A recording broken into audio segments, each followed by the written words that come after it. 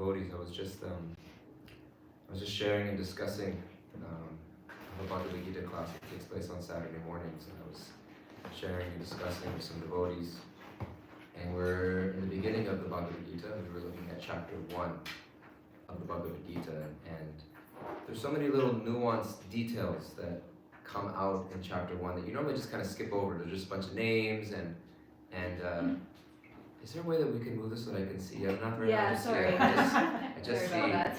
I'd love to see. Very good point. Right? There's just so many. You kind of just like skip over. Let's get to the stuff. Like the real stuff's in chapter 2. Krishna starts speaking. Just kind of move on. Right? There's these little details in there, but there's so many beautiful little details. Shifts to Arjuna, and what does Arjuna ask Krishna to do? What is Arjuna ask Krishna to do? Yeah. Bring him in front of the two armies, right? The chariot. And what is on the there's before that they blow their conch shells, right? And in the Sanskrit it mentions that Duryodhana and Bhishma, they're blowing their conch shells and they're kind of like rearing up their engines, etc. And then it says that Krishna and Arjuna and the Pandavas start to blow their conch shells, and described in a particular way, Madhavas, Pandavas, Chaiva, that Madhava and the Pandavas are together. And therefore the conch shells are divya, they're transcendental. So like very much in the beginning you got this sense that Duryodhana is just trying to he's like, look how great our armies are. He's trying to build everything up according to himself and our strength and grandfather Bhishma, etc. But there's just no mention of Krishna. And then immediately you go to the Pandavas and it's like Madhavas, Pandavas, Chaiva. And what does Madhava mean? The husband of the goddess of fortune. So whenever we're keeping Krishna close, there's going to be fortune. And what is fortune? It's when Krishna's close in our life. And even when everything can seemingly be falling apart materially, if Krishna's in our life and close, then we're the most fortunate souls in the world. And even if everything seems to be coming together, sometimes you might even see that in yourself or in devotees where it's like, there's so much material success, you start to get a little worried, right? It's like, I really hope that, some of us like, I've never had that problem in my life. I would love that problem. Maybe that could be a problem at some point. That'd be great, right? So we learn right away that the success for Arjuna is assured because Krishna is close. But then we get another little nugget of something that's really powerful. Is it's mentioned that there's something or someone on Arjuna's flag of his chariot. Hanuman, right? And who is Hanuman? He's the best servant of Ram. He's the best servant of Ram. And so it's mentioned that the strength of Hanuman, because Hanuman's so strong, therefore there's immense strength, but also that there's not just Krishna that's there, but it's Krishna's devotee. And so we don't just need Krishna close in our life, but we need Krishna's devotees close in our lives. And it's actually the description of a devotee on a introductory level of a Kanishta Adhikar is that it's just me and Krishna. Right? It's just me and the deity without recognizing the need for Krishna's devotees in my life. And the way that I treat Krishna's devotees is emblematic of the nature of the relationship I'm going to have with Krishna and vice versa. Right? So we learn that in order for success and victory to be present, we need both Krishna in our life and Krishna's devotees. And so similarly, this Sangha here is our opportunity to come and take shelter, not just of Srimad Bhagavatam, not just take darshan of the deities, not just to do something on a Sunday morning, but to take shelter of Krishna's devotees, of Sangha. Even if you fall asleep in class and don't catch a thing that I say, or it's like nothing makes sense, or I'm just blabbering, etc., but you just came and you were seen by a devotee, right? And you saw another devotee and gave them a hug and caught their eye and gave a smile. That's a tremendous use of your day. Your day was very successful. You did something wonderful with your day. And when we come together in these sanghas, it's not just to learn, it's not just to churn it, all that stuff that's there, that's very important, we take that. But it's also just the opportunity to come and be seen by devotees, and have devotees interaction and connection in our lives. And so this sangha is for that, and I'm grateful to be able to have that with you and share that with you. And the topic that one of my favorite stories in Srimad Bhagavatam is the story of Prithu Maharaj. And so I told Prabhupada we speak on community principles from the teachings of Preacher Maharaj. Hare Krishna, Hare Krishna. Thank you for your service. So, community principles from the teachings of, or the example in the life of Preacher Maharaj, right? So I'm hoping that this isn't just going to be a class that I give, but I hope that it can be a discussion that we share together. I don't have a presentation that I'm going to share, but I will open up the 19th chapter of the 4th canto of Srimad Bhagavatam, which the story of Prithu Maharaj is there. And there's so many parts of Prithu Maharaj's story, right? But we're going to focus on one particular one. Sound okay? Sounds great. Any questions before we get going? All right. So let's just real quick, just a couple things about Prithu Maharaj. Prithu Maharaj was in whose family?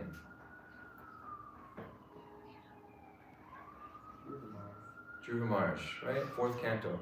So Prithu Maharaj actually comes in the line of Dhruva Maharaj. Dhruva Maharaj is the beginning of the 4th canto, and kings and kings and kings and descendants, etc. Eventually, there's a whole long story of how he became the king. Hare Krishna, Prabhu, good to see you. Good to see you. All right. So Prithu Maharaj became the king in the line of Dhruva Maharaj. Okay. And was Prithu Maharaj a pretty good king or a bad king? Great king. He was a great king. He was a pretty good king. Maharaj. He was a great king, right? And so Prithu Maharaj it's mentioned that Prithu Maharaj's reign as rulership was so prosperous that the lands produced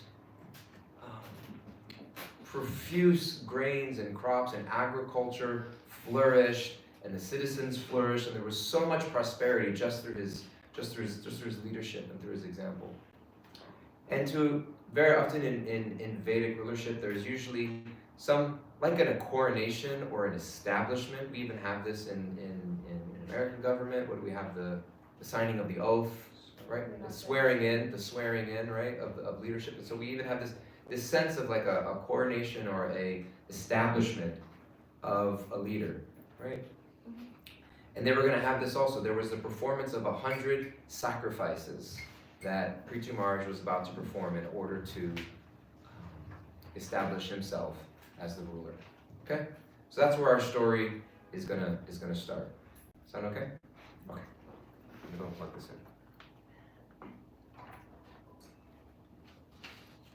Let's see if this comes up. There it is. Everyone can see this?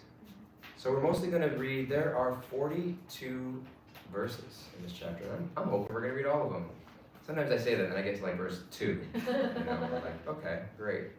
I was, yesterday I gave a class and afterwards somebody said, it's really great if like you can like recap your class at the end of it so we know the main points. And I said, I was planning to recap, but I didn't get to the end of what I was planning to. So anyway, so we'll read these verses. There's a couple of purports, just a couple that I wanted to pull out.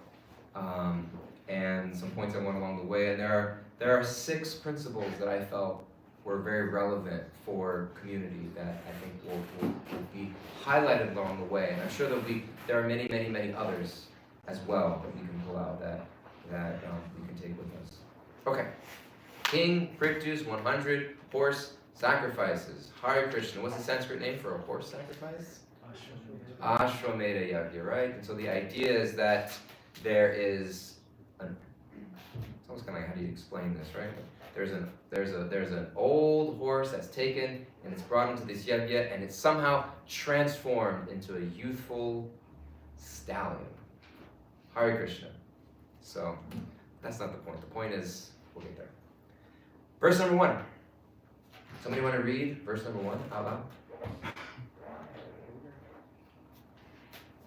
The great sage Maitreya continued, my dear Vidura, King Prithu initiated the performance of 100 horse sacrifices at the spot where the river Sarasvati flows towards the east.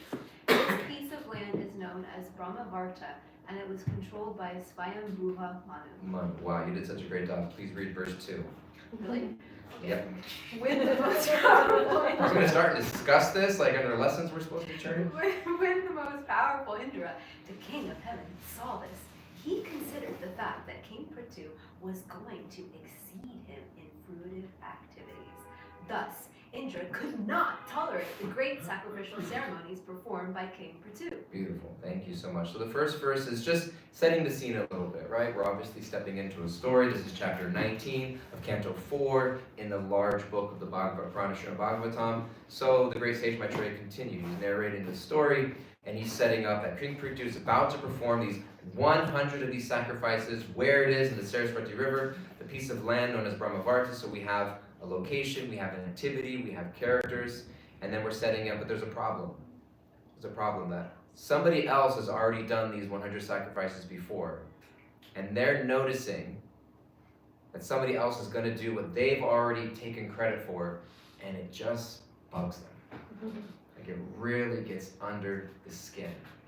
And like he's sleeping on it, he's going to therapy, he's talking about it with his mentor, he's doing pranayam, he's doing all the things, he's trying to get it off of his mind, and it just is eating at his heart.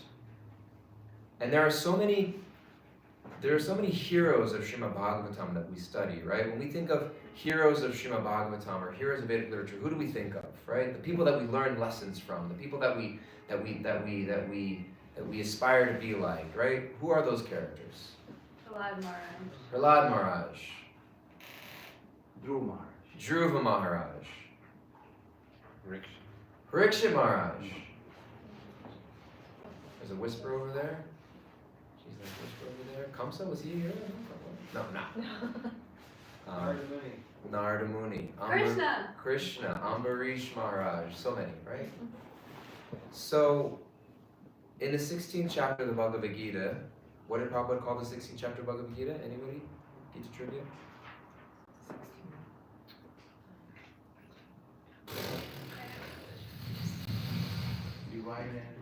Ooh, divine and demoniac natures, right? The higher and lower natures of every living being, right? And it's mentioned that we live in the Kali Yuga, right? So there's 4 ages: Satya Yuga, Treta Yuga, Dwapara Yuga, and Kali Yuga. Satya Yuga is the golden age. Treta Yuga is like the silver age. Dwapara Yuga is the bronze age. And Kali Yuga is the iron age. Characterized by quarrel and hypocrisy, right? What's that? It is not. It is not. So, it's so much in the ether, right? It's in the air. First time I came to New York, I got yelled at by the lady across the street for trying to do my laundry. I realized that that's just how New Yorkers are. She loves me. She's the sweetest lady in the world. That laundromat is now since closed. Yeah. And so it's just in the air. So it's mentioned that in Satya Yuga, these divine and demoniac natures existed in the universe, but on different planets. Right? They were on different planets. And in the Treta Yuga, they existed on the same planet, but in different nations. Right? In the Dwapara Yuga, they existed not only within nations, but within the same family. And that is the story of Mahabharata, right? These divine and demonic qualities within the same family. This division, right? Dhritarashtra opens the Bhagavad Gita with Dhritarashtra Vacha, Dharma Kshetra Kurukshetra, Samaveta Yutsavaha, Mamaka Pandavas Chaiva, Kimakurvata Sanjay. Mamaka Pandavas Chaiva. My sons and the sons of Pandu. Right? So materialistic consciousness understands that there are differences. Yes, we know that there are differences. But a materialistic consciousness sees those differences and creates divisions and then tries to exert dominance. Right? So there's differences, divisions, and dominance. Whereas a spiritual minded person sees differences and creates unity and diversity for a common purpose, right? So that's the story of the Mahabharata, right there from the start. We see Duryodhana's consciousness and Arjuna's consciousness. And in the Kali Yuga, these divine and demoniac qualities exist in the same person. Me, myself, and I, right there. And when we see all of these heroes of Srimad Bhagavatam, and what we also get is we're constantly getting this juxtaposition between the divine and demoniac natures, or the higher and lower natures, or the godly and spiritual qualities that exist in all of us. So there is an inner Arjuna for all of us that lives with integrity and yearns towards Krishna, and there's an inner Duryodhana that's pitting people against me, that is seeing in divisions, that's trying to dominate and being insecure of other people, right? There's an inner Prahlad. We yearn to be, we aspire, we are pure spirit souls to be like Prahlad. There's also an inner Hiranyakashipu. That's within all of us, right? It's mentioned that the brothers Jai and Vijay, they incarnated in 3 births. What was the first 2 brothers? Ravana. Before Ravana. Hiranyaksha and Hiranyakashipu. And then? Ravana. And? Kumbhakarna. Kumbhakarna. And then? Shishupal and? Dandavakra. And then in the Kali Yuga? Those were the secret, those are the cameo appearances. Those were like, one more time. One more time. So, and it's said that those demons, those brothers, they represent the 6 primary anartas in the heart. Right? So Hiranyaksha and Hiranyakashipu represent. It's great if you guys don't know the answer, because then I can just make it up. Like, you represent blah. Hiranyaksha, what does Hiranyaksha mean? His eyes on gold. Eyes on gold. Greed. Intense greed. Hiranyakashipu is pride. Tremendous pride. Right? Ravana, lust. Kama.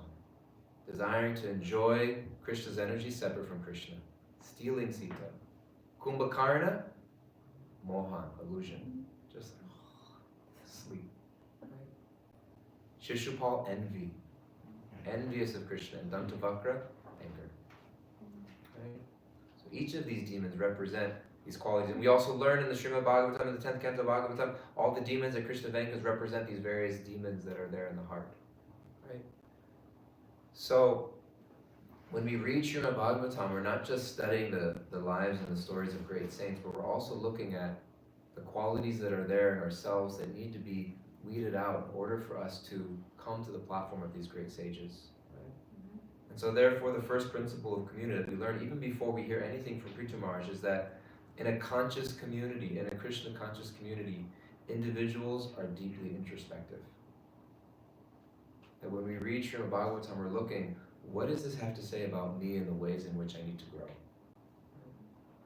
And if we approach Bhagavatam in that route, we're never going to run out of reasons to read, to study, to pray, right? So individuals that are deeply introspective form the basis of a conscious spiritual community. So when we approach this, we're first going to learn about Indra, right? When the most powerful Indra, the king of heaven, saw this, saw Prithu Maharaj wanting to take what he thought was his. He considered the fact that Prithu was going to exceed him in fruits of activities. Thus, Indra could not tolerate the great sacrificial ceremonies performed by King Prithu. Okay. So far, so good? Okay. Let's look at this purport. We're not going to read all the purports, but this is one of a few that I wanted to look at. Okay. Would somebody enthusiastically like to read this purport, or at least begin with it? In the material world, everyone who comes to enjoy himself or lord it over material nature is envious of others. This envy is also found in the personality of the king of heaven, Indra. As evident from revealed scriptures, Indra was several times envious of many persons. He was especially envious of great fruitive activities and the execution of yoga practices or siddhis. Indeed, he could not tolerate them, and he desired to break them up. He was envious due to fear that those who performed great sacrifices for the execution of mystic yoga might occupy his seat. Since no one in this material world can tolerate another's advancement, everyone in the material world is called Matsara, envious. In the beginning of the Srimad Bhagavatam, it is therefore said that Srimad Bhagavatam is meant for those who are completely nirmatsara, not envious. In other words, one who is not free from the contamination of envy cannot advance in Krishna consciousness. In Krishna consciousness, however, if someone excels another person, the devotee who is excelled thinks how fortunate the other person is to be advancing in devotional service. Such non-envy is typical of Vaikuntha. However, when one is envious of his competitor, that is material. The demigods posted in the material world are not exempt from envy. Thank you, Raja Lakshmi. Okay, a lot going on in that purport. What are some things that you noticed? Focus on envy. Focus on envy. There's a lot of focus on envy, right? A lot of focus on envy. And envy as a qualification for receiving Krishna consciousness or Krishna's instructions in our life. Where else have we seen that qualification in someone? Krishna says to Arjuna, I'm giving you this knowledge because you're not envious. Right. Sri Bhagavan Uvacha. This is the first verse of the 9th chapter of Bhagavad Gita. Sri Bhagavan Uvacha. Idam tu te guyam tamam pravakshyam anasuyave. Jnanam vijnanam sahitam yat gyatva mokshaye shubhat. The Supreme Personality of God had said, my dear Arjuna, because you are not envious of me, I shall impart to you this most confidential knowledge and realization, knowing which you shall be relieved of the miseries of material existence. And there's a beautiful purport to this verse that Prabhupada gives, we won't get to because it will just divert us and take us too time. But one of my favorite purports is here in this verse, and Prabhupada talks about the sincerity of a devotee in Krishna consciousness. And if one simply places themselves in the association of Krishna's devotees, then Krishna reciprocates with the sincerity of that devotee and assists them in advancing accordingly. And it's just a really beautiful purport. But this idea of non-enviousness, and specifically Krishna himself speaks about jnanam and vijnanam, knowledge and realization. So knowledge is something that we ourselves, we can give ourselves knowledge, and we can give knowledge to somebody else, right?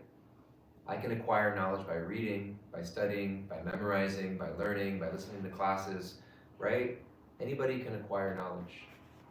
But realization is not something I can give myself. Realization is a gift that is unlocked within. Krishna mentions in the 10th chapter of Bhagavad Gita that I, dwelling in the hearts, destroy with the shining lamp of knowledge the darkness born of ignorance, right? So if I want genuine realization, that's something that I have to petition Krishna to award me on the basis of my character and my service. Right? So when we study with deep introspection, it requires us also to analyze and assess the nature of our character. And sometimes we divorce character from spirituality and just think that spirituality is a set of rules or processes, right? How many rounds are you chanting? Are you following the principles? What time do you wake up? What clothes are you wearing? How straight is your tilak, right? How many plates of prasadam did you eat today? You know, did you check the ingredients of that salsa before you open the jar? All of the things that we look at, which are important, right? But the most important thing to unlock realization in the heart is the demonstration of high character, right?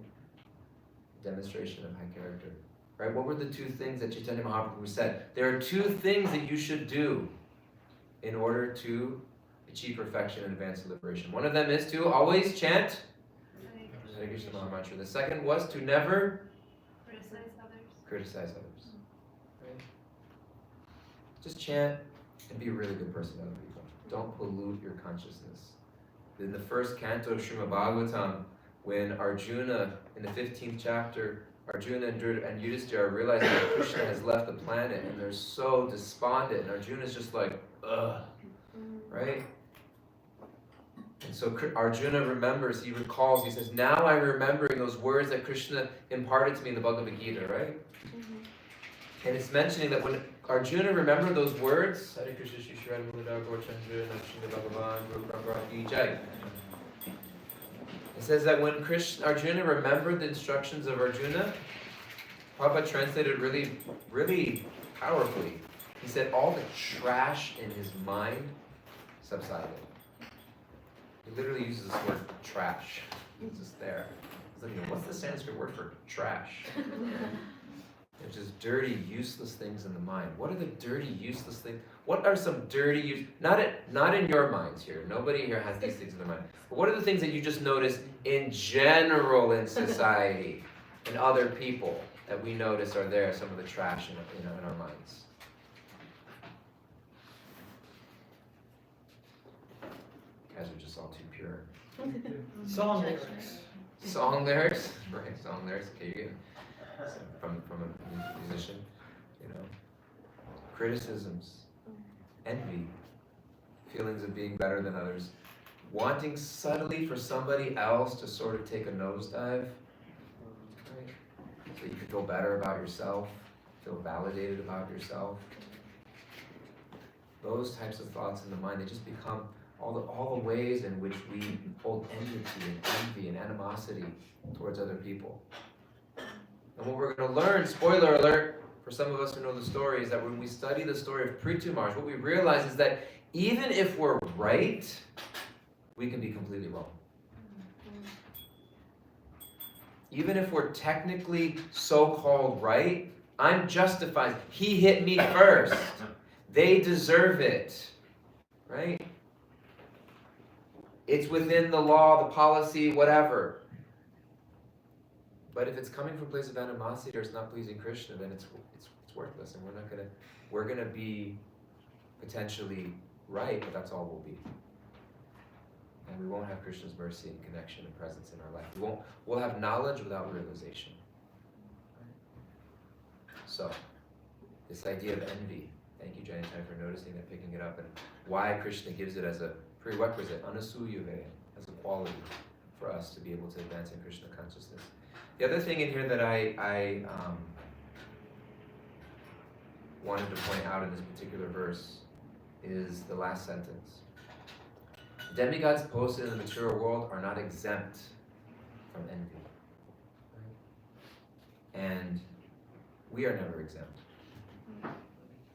Sometimes it feels like I've chanted enough rounds, I've eaten enough plated prasadams, I've come to enough Mangalartis, I've read Bhagavad Gita enough times, that we feel like certain things aren't going to happen to us in terms of, and then all of a sudden it's like something just creeps up in your heart and you're like, oh my God, I didn't know that was still there, right?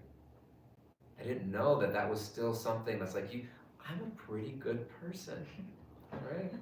I'm a good devotee.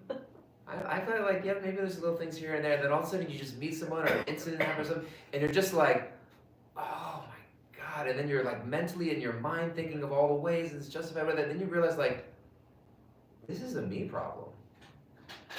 This is a me issue. This is something that's there in my heart, and if we as devotees, there's always a sense of urgency. Never a sense of complacency. We have to replace the complacency that we feel in our spiritual life with this ultra sense of urgency. Who in the Bhagavatam felt the most urgency? Prithu Maharaj. Extraordinary urgency, right? I can't even get through like half my class without taking a drink of water. Not a sip of water from Prithu Maharaj the entire 7 days. He even thought, like, should we just take a break? And he was like, no. He's like, I'm never satiated by this. Like, why would we do this? You know, almost like akin to the gopis who like cursing Brahma for giving them eyelids. What a faulty design. What a manufacturer faux pas that you design this, right? Where's the warranty? Where's the terms of usage? Because these eyelids are ridiculous. Because there's a moment of a millisecond that I'm not seeing Krishna. So Srimati Krishna was like, why would I want to take a drink of water when I'm being like a fire hydrant of the most ambrosial nectar is just being like blasted upon me? And so this extraordinary sense of urgency. In each of us, it's very easy to get complacent in our spiritual lives. Sometimes we just kind of feel like, oh, you know, I'm in the mercy tractor beam. Everything's gonna beam me up like I'm good, right? I got the initiated, I got the name, I got the japa, I got the tulsi. Maybe I got some really fancy. I bought some very new, beautiful silver tulsi mala in Mayapur, right? I figured that would help me out a little bit since I'm struggling with the character part, you know. And so we do all those things and we realize, like, actually, no, there's a great sense of urgency. There's an extraordinary sense of urgency, right? That for all of us. And we're catching that sense of urgency here. Okay. Any reflections? Questions? Thoughts? Yes, Venkatabhataji, Mangalarti Devi, Hare Krishna. So good to see both of you. I saw Venkatabhata's first and then Mangalarti. Do they need a microphone? No, go first. No, I wonder for you. Well, okay. Do you you know. Okay, thank you. So, I don't need it, you, thank you so much. I love the part about high character and the benefits of really honestly facing ourselves and striving to embody ideals. And in reading Shastra, I'm struck by how many devotees, so much greater than I could even aspire to, have faltered, and how common that is. You know, to speak for myself. So, as someone who in this lifetime gets to work in education and social work, and with so many high volumes of humans, my question often is more around repair. The repair work in the midst and after the fact, as opposed to the beautiful proactive mentality that you described, which I love and feel is such a great tool and asset. Yeah. I wanted to ask you, as someone who I respect and I feel would probably have a better answer than I can come up with in that moment, what are your thoughts about repair? Because to me that feels so valued, so much, even, I'll say it, even more valuable than the before, because the material world is hard and we falter. Yeah, right? Of course. Apichat Suttarachato Bhajate Mamananya Bhakti. Even if one commits the most abominable activity, they're still considered saintly. Krishna wouldn't put that if there were people committing abominable activities, right? Like sometimes you see like a sign in a store, like you go to the bathroom, like, please do not flush this, and this down the toilet. You're like, somebody must have flushed that down the toilet at some point here, you know? Like, you know, you see a sign like, please do not, you know, it's like, why do they need to tell people not to do that? Like, somebody did that, right? So Krishna's giving us that warning because he's been around for a long time, and he's like, and he knows people do all kinds of crazy stuff, right? And so I'm going to tell just two quick stories from Prabhupada, and then I'm going to share, that actually very thing comes up here in the story, which is so beautiful. And it was one of the principles, it's the later one, so I'll get it. We are so not going to get to everything that I shared today, but we'll start. So there was one story that I heard was attributed to Jayananda Prabhu. Jayananda Prabhu, who was a Prabhupada disciple that was in the very, very early days, San Francisco, from what I remember, and the way he's described by Prabhupada's disciples is just like a living saint. In fact, when he died, Prabhupada said you should honor his disappearances the way you would any Vaishnavacharya. And so he had cancer or leukemia, and he died untimely. There was a story of one devotee at the time who had gone away, sort of like left the principles of Krishna consciousness, and was just working at a fast food burger shop, right? Just like, you know, gone from like vegetarian living in the temple and just like working, and the devotees were just like criticizing this person, like whatever, they're in Maya, they're left. Jayananda would go into this shop, into the kitchen, to this person flipping burgers, and just be like, how are you doing? I brought some prasad, let's go in the parking lot and take some prasad together. And he would just be friendship with that person, not realizing like, didn't say like, what are you doing here? And like, you give them something so pathetic, like, you know, like I'm going to be Vidura and he's Dhritarashtra and I'm just going to cut it down. Like, that's what the Bhagavatam teaches us. He was just saying, let's go, I brought some prasad, let's go in the parking lot, let's just spend some time together. So that example is so beautiful. And there was another story where another devotee where another devotee had fallen or had some mishap, and devotees were criticizing him, and the devotees were embarrassed, and Prabhupada said, you're making it impossible for them to ever come back. Repair, right? You're making it impossible for things to ever repair, right? And so in this story itself, fast forward to the end of this verse, so what happens, and we'll get to all these verses maybe, but Indra tries to ruin Prithu Maharaj's attempts to perform the 100th sacrifice again and again and again, and there's so many ways in which he tries to do that.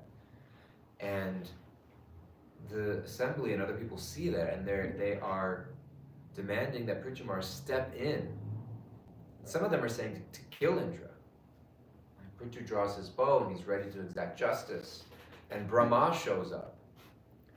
And he just says, and he prohibits that justice, and he says that and he starts talking about the positive qualities of Indra. That actually, like, Indra's a devotee who just kind of got a little confused for a minute, right? And he said, if you keep perpetuating this, this isn't going to reinstate Indra. This is just going to make him more and more nefarious. You're just going to fuel this envy in him. How can we extinguish the fire of envy in his heart? Right? And so this was a principle later on of that devotee communities were always looking to lift up rather than put down. We are not a judicial society. We are a gracious society. And sometimes justice is naturally there in order to follow rules. We need them. Otherwise, we're not an anarchist society. But we are a gracious society. We realize that actually our goal is to see others lifted up in the same way that we need that for ourselves. So I think the repair has to come in the sense of also understanding that our role. Can I tell one more story? I've been talking for a while and I want to hear it back in yourself. There's another story, I heard this in relation to the Bible. There's the story of the woman caught in adultery and everybody was going to stone her to death. And then there's the famous line that Jesus came and spoke, which was, he who is without sin cast the first stone, right? And everyone put their stone away. And then the story follows that Jesus told the woman, said, you are forgiven, but leave your life of sin. And people quote this, hey, see, Jesus told me we need to tell people to leave their life of sin. We need to tell people to rectify, right? And somebody was telling that story once and they said, you listen to that story and you think the person that you are in the story is Jesus? You're the person putting down the stone and walking away and letting them have a moment with God to discuss whatever they need to. So much of that issue you're describing is the confusion and misconception about what role we play in people's lives. Does it need to be said? Does it need to be said by me? Does it need to be said by me right now? Sometimes there are things that need to be said and need to be done, but that's not my role. Your job is to recognize that we are walking shoulder to shoulder in Maya, and we both need repair, and we're just here to, as Ram Dass would say, walk each other home, right? To nurture each other, while Krishna does whatever work is needed in their life. Right? So that may not completely answer, but that's just some thoughts, and would love to hear anything more or others. And Venkatari had a question. I thought all of it was related, or we can churn this point for a second and then get to what you wanted to say. It's not related. Okay. Did you want to say something in response to that, Mangalarti? No, I think it's beautiful, and it invites this reality that we see in Shastra over and over again, is that because of being in this material world and faltering, that often is those very souls and that very occurrence that was needed for them to attain love and to attain greatness, and just how beautiful it is to observe. And not just in others, but also that Krishna extends that opportunity even to ourselves. To sort of hold that. Not to use as a license, but just mercy. What a beautiful thing that is. And sometimes humility is exactly what's needed after the experience. 100%. It's just beautiful. Thank you. And thank you. Thank you so much. Really beautiful. Venkatapati, you had a comment or a question?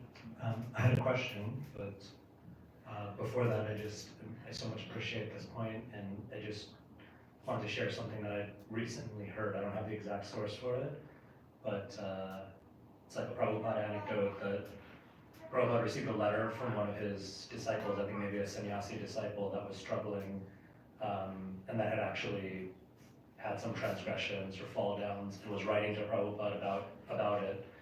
And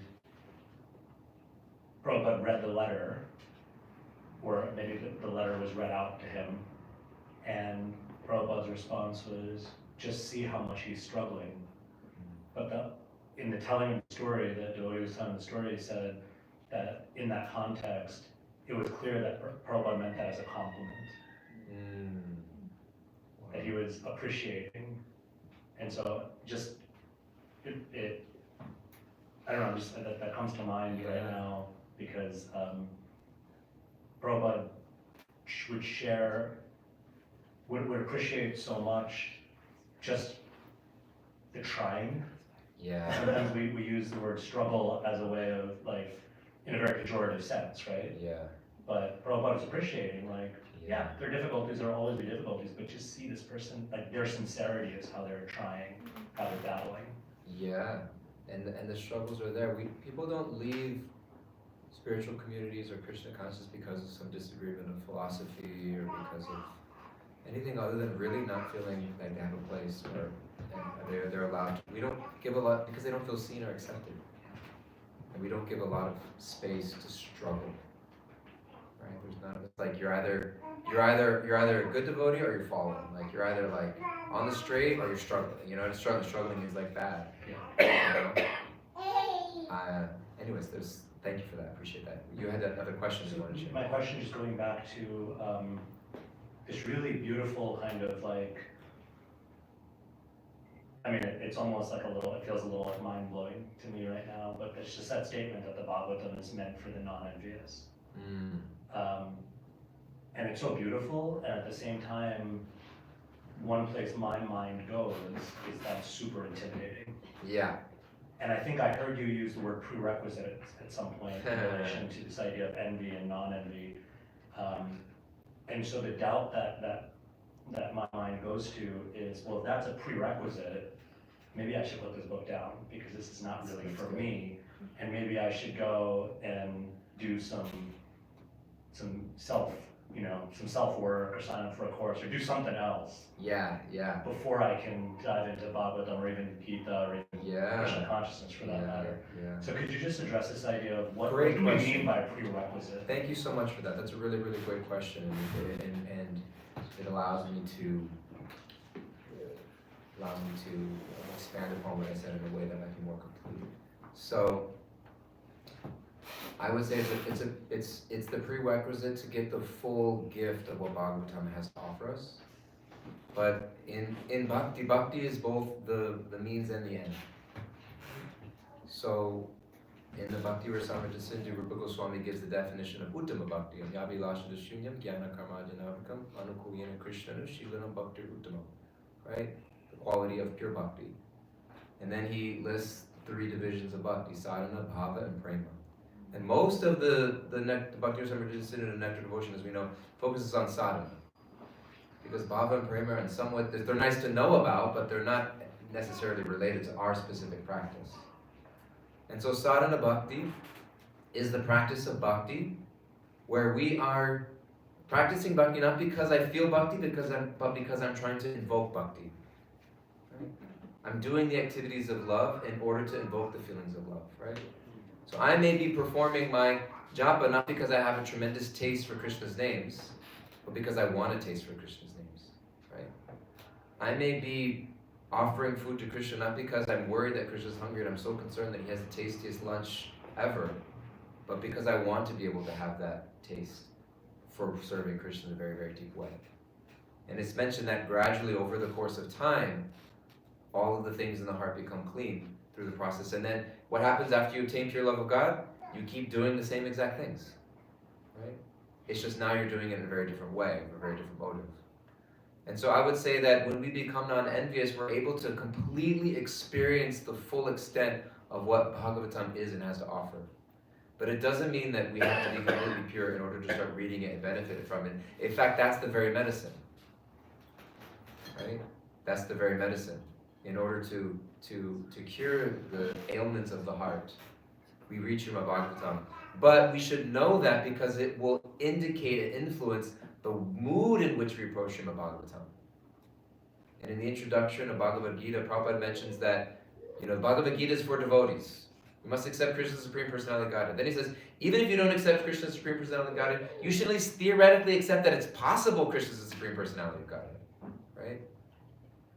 And so, it's not that we have to be pure in heart in order to read Srimad Bhagavatam and benefit from it, but we should ultimately, if we want the greatest benefit, enter it into it with that mood of prayer. Prayerful study, contemplative study, yearning for realization, and recognizing, and at the end of the day, we realize that, again, that humility that Mangalarti was so beautifully talking about, to that point. I heard somebody say this, I have no idea where it came from or what they said, but they said, you know why there's so many, they were talking specifically about why we're asked to follow 4 regular principles? And you can expand this to any, all kinds of rules, right? So to make us pure, this and that and the other. They said, no, it's to make us humble. When you just realize, whatever it may be, the prescriptions that we have in our life, the standards that we're trying to come up to. You know, as Rabindranath Rupa said so beautifully in his Cure of Souls, that it is a fact that there are many more people attracted to the principles of Krishna consciousness than are able to follow them. And he said, what do we do with those people? He said, I'll tell you what we used to do. We used to ignore them. Call them blue, call them fringies, whatever. Then he said, we realized that that was our congregation, that's our community, that's who we all are. And so we recognize that I can never remove the envy in my heart. It's a mountain of gunk.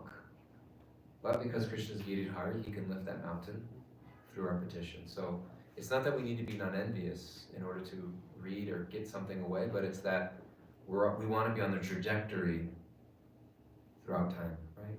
Kramena, Rupa Goswami mentions in the 7th verse of the Upadeshamrita, right? That gradually over time, initially the holy name tastes like poison. Gradually the sweetness of the holy name comes as the jaundice of ignorance becomes cured. So that's our endeavor, and that's Krishna's grace. Does that speak to what you said? Do you want to add anything to that, Prabhu? Clarify? Thank you. Thank you. Beautiful. Anything else? Any just questions? We have a few minutes left. We've gotten through the 2nd verse of the story. So we can continue reading. Or if there's any questions or comments. Yeah.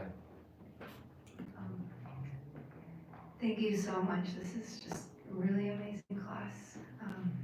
One thing that just was coming up for me is it's also said, I forget where, maybe you know where it said, but one of the cures, of course we know that the practice of Krishna consciousness, chanting and hearing cures envy, but also if we find ourselves having envy towards someone or towards another devotee, one of the prescriptions for that is to serve them.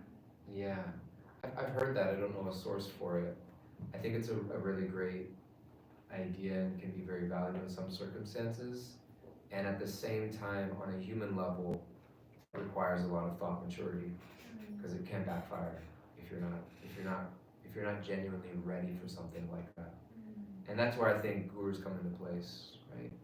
Where I mean, and in ISKCON in our society, we think of gurus as somebody that you email once a year, and you know there are thousands of disciples, and it's like the idea of a guru is that there's somebody that also knows you. So we have our Diksha gurus and our Shiksha gurus. So the idea is like in a situation like that, that's like the Bhagavad Gita doesn't tell you specific things. How like the Bhagavad Gita, there's no like. It'd be great if there was an index in the Bhagavad Gita that you could talk about, like staying or leaving my job. You just like, I've always thought it'd be great if there was like an app, you just plug in your personal circumstances and you should quit, you should leave, But it doesn't work like that. What it does is it gives us principles that we're able to then apply to our specific circumstances. So the idea is that yes, I want to overcome this envy, and ideally I want to get to a place to serve them. But if that is done in a superficial manner, then you may be denying yourself the natural length of process to fully grieve and go. Like I always thought it was so interesting how in the Bhagavatam, what is the first thing that Krishna tells Arjuna? Right? You are grieving for that which is not worthy of grief. Right? And Prabhupada has these old purport about grief. But then what happens in the first canto of Srimad Bhagavatam? Right? After the sons of Ashwatthama comes and kills the sons of Draupadi, they go on this whole procession, a funeral procession, where they're mourning the lost ones in the Battle of Kurukshetra. They're going, there's a whole, and it talks about, the women walked in front, and they were walking to the river, and they were playing, like, there's a whole process of grief. It's like, well, you were told not to grieve. Why? It's like, no, there's a human emotion of grief. That grief doesn't have to overcome you and delusion you and cause you to do stupid things, but there is the human experience that we go through as devotees. And I think sometimes it was the conversation we're having also is that when we rob ourselves of the human experience as devotees, then we end up actually delaying our development more so than if we were to allow the natural process to take place with guidance and maturity. So forgiveness, right? That was another principle that I mentioned about forgiveness, because the forgiveness of Indra is here in the story. And so I want to get to the place of forgiveness. I may not be there right now, but I know that I need to. That's different from they did this or blah blah blah, whatever. I'm right until they see things the way I see, and etc. And I'm gonna hold my ground, and I'm never gonna apologize, or I'm not, and wait until they apologize, or this or that. That's different than, you know what? That's the higher principle. Yeah, that is glorious to serve them, and I pray for that. I genuinely want that. It may take me some time. Yeah, Prabhuji's had his hand up. Yeah, I just want to sort of go back to the point about envy. I think sometimes we might be overrating what envy is, because sometimes we hear that we're here because we're envious of Krishna and things like that. But if you look at the Bhagavad Gita 1871, at the end Krishna is telling Arjuna, Shadavan Anasuyascha, he said basically anyone who just with faith and without envy Krishna hears the Bhagavad Gita, even if he doesn't want to become a pure devotee, will reach the auspicious planets, the higher planets. So what I'm understanding is perhaps I think we should investigate what, when we say envy, what it means, because some things get lost in translation, right? So what degree of envy is it talking about? It could be just someone who, as long as you don't feel, why is Krishna God, and why is he saying these things, what is he enjoying? That is a very preliminary level of envy that most, I don't think most people will actually feel. Yeah, that's really beautiful. What I'm hearing from you, correct me if this is off from what you're saying, is that it's not like, sometimes think of being non-envious as like completely pure and hard, I don't think anything negative about anybody, but it might just be like free from a little preliminary envy of like at least some willingness to accept some of this as true, right? There's like preliminary sense of non-enviousness. That's a really beautiful reflection. Thank you. Was the microphone passed to someone that wanted to say something, or no? Oh, no, okay. And what I will say here, since we have a couple minutes left, is that's a really good point, and I will share this because I think it's extremely important, is that it's also important for us to, we have these two tracks that are really hard to balance. Like we talk about being super forgiving of others, but being really hard with yourself, right? But I think it's important for us to be, that sense of urgency, and that sense of sincerity, that sense of diligence of like, no stone unturned in the heart, and I gotta clean my narcissus, and also with maturity, learning how to give ourselves breaks. Because the reality is, we're trying to do something that's really, really hard. You know?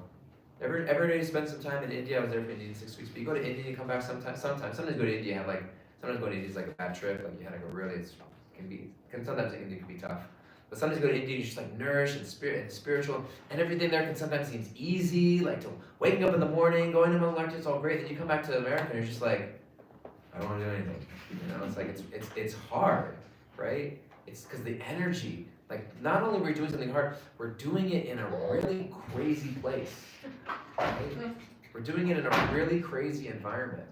We're doing it with like the Tama and the Rajagun so heavy, like so much energy, like it's like blasting through these devices. Like just think of like the emails and the text messages and everything that's just buzzing through this room right now, just like crossing into like the consciousness and the ethereal space, right? What to speak of the things and the people that we just in our daily lives and our heart and our conditionings. It's really, really, really, really hard. And the reality is you're doing better than you think you are, sometimes allow yourself to believe. Right? And so we judge ourselves because we had a little slip up somewhere. But the reality is that just the fact that you're trying, just the fact that you're giving it an effort, you have a desire, that's something extraordinarily noble. That's something that we have to recognize in the devotees around us. You know, there's something beautiful, like if you walk into like a 12-step meeting, immediately there's something uniting about, you know what, these people might be completely different, backwards, but there's one thing we all have in common. I'm trying to get over something that is not good for me, right? Everyone in this room has it in common. Every time you come to a temple, every time you're in a sangha, there's so many things you disagree with devotees, so many things that maybe, there's so many reasons mind gives us to have differences and divisions. But the reality is like, wow, this person is making the attempt, going against the grain to come closer to Krishna. And let me recognize that and celebrate that and appreciate that. And the reality is that if I'm able to do that, Krishna rewards us tremendously. Rana Swami said something very recent that was really beautiful. He said, we have the opportunity to make tremendous spiritual advancement when we forgive. So sometimes even if my judicial brain is thinking, you know, to take this to my grave. You know, Krishna's saying, you know, you'll make tremendous advancement if you choose something higher. So, okay, Hari Om Tat Sat, thank you so much. I appreciate you all so much. We did not even talk about you too much, but I thought it was a beautiful conversation and discussion. Thank you for the sharing, thank you for the questions. Hare Krishna, Srimad Prabhupada ki jai, Srimad Bhagavatam ki jai.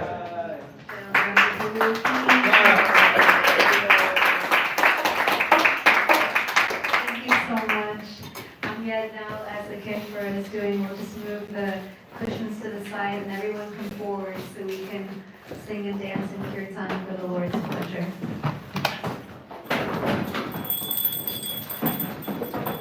Jai Shri Sri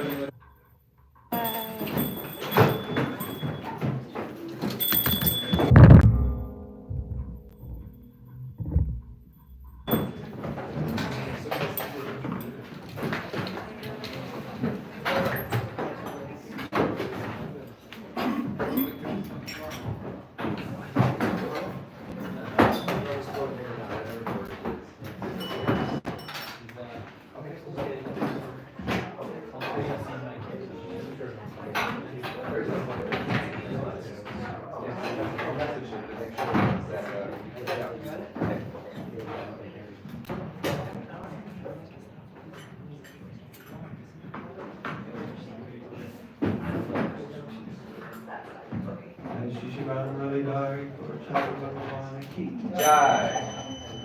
Namo Vishnu Padaya Krishna Prasthaya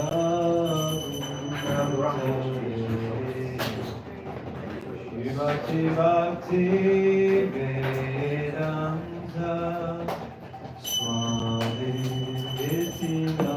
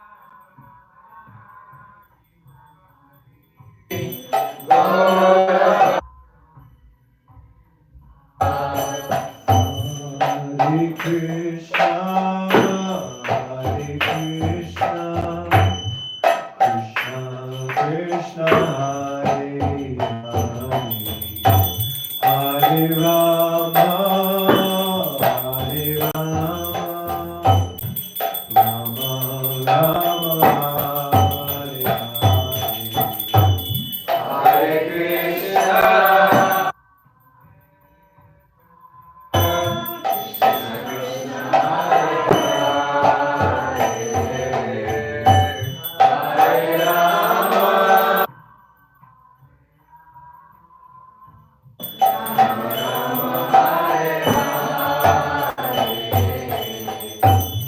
Hare Krishna, Hare Krishna, Krishna Krishna, Hare Hare, Hare Rama, Hare Rama,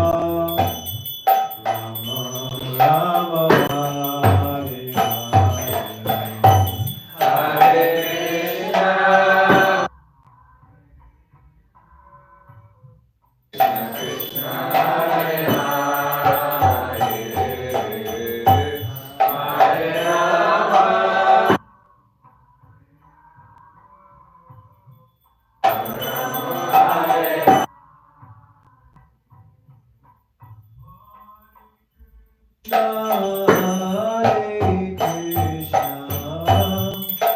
Krishna Krishna, Hare Hare, Hare Rama, Hare Rama, Rama Rama, Hare Hare, Hare Krishna,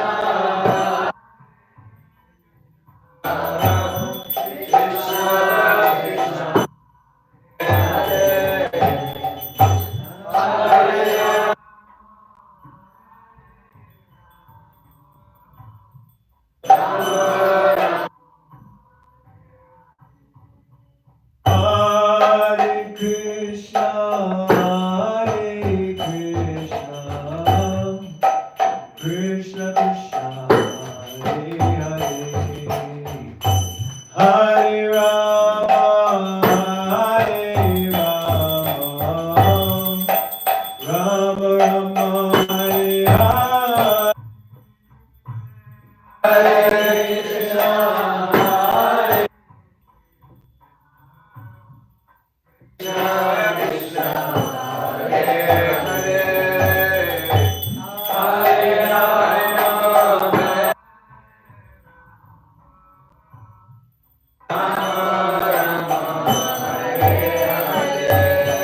Hare Krishna, Hare Krishna,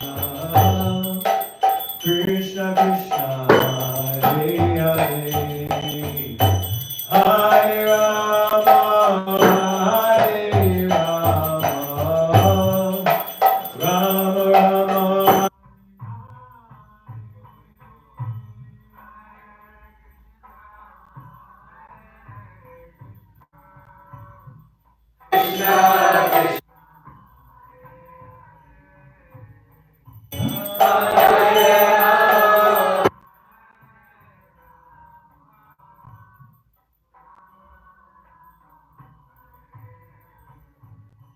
Hare Krishna, Krishna, Krishna Krishna, Hare Hare, Hare Rama.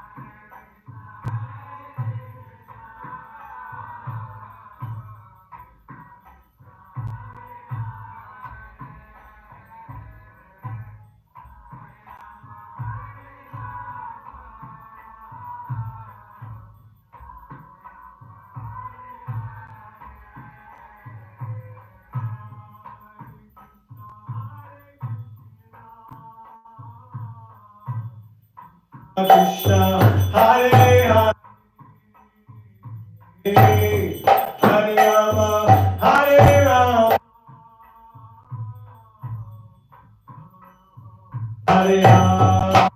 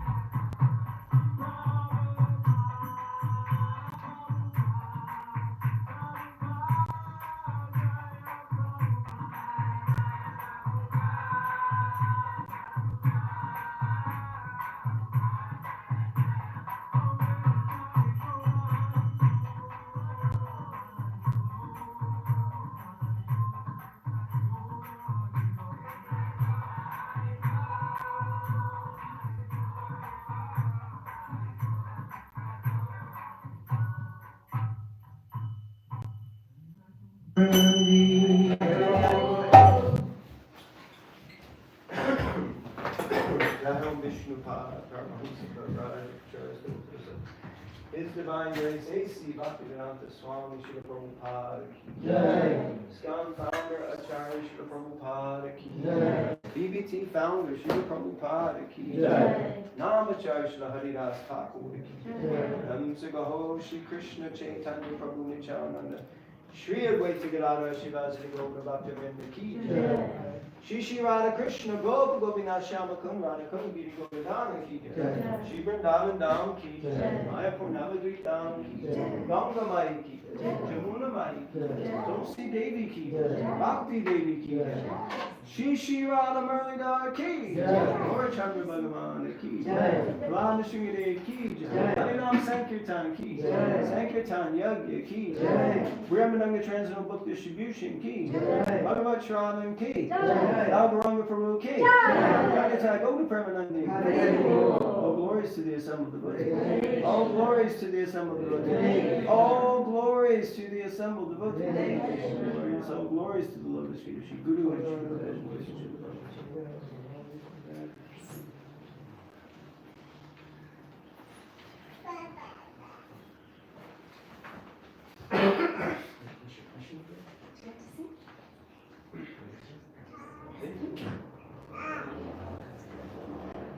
Nrsimha Bhagavan ki Jai. Namaste Narsimhaya. Namaste Namaste Narsimhaya.